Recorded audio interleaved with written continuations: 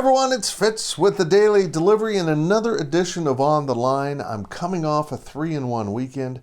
I only missed the Wildcats winning at TCU, but I nailed everything else, thus meaning I'm still below 500, but I'm getting there. I'm getting on the right side of the money. That's right, this is the edition of the DD when we make my game predictions, and this year, because it's now legal in Kansas, I'm actually putting money on the games, and hey, we're using the Caesars Sportsbook for our lines and my bets because they are the official sportsbook of CBS Sports and 24/7 Sports. Let's get going with what I think is a very typical slate of games in the future Big 12.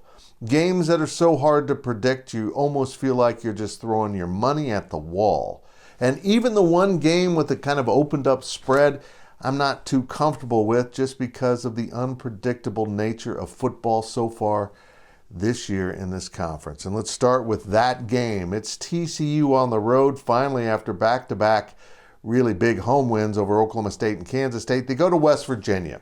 And if there's one team in this conference right now you can feel poorly about, it's West Virginia.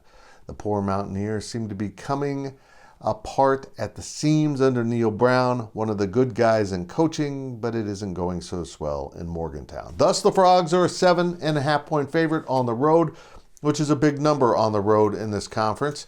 And I do think TCU will cover that. I think TCU will win this going away, as Neil Brown's time in Morgantown might be growing short. Let's move up to Ames, Iowa, with a really strange game.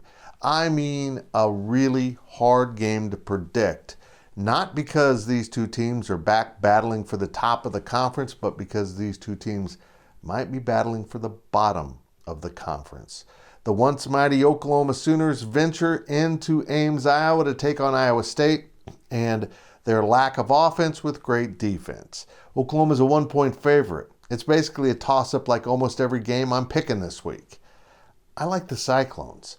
I like the Cyclones at home. I think they find enough offense, and I think that defense gives that Oklahoma offense enough issues where the Cyclones can score enough points to win. I don't feel good about that pick. I don't feel good about any picks really this week, and off we go to Lubbock, Texas, where I've been screaming that Texas Tech is going to be a factor in this conference. They absolutely blew the doors off of West Virginia last week, and now they have Baylor coming in.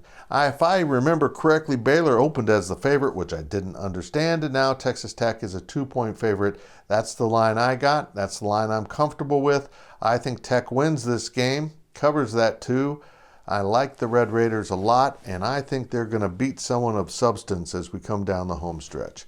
The final actual Big 12 game, of course, is Oklahoma State coming to Manhattan to play Kansas State.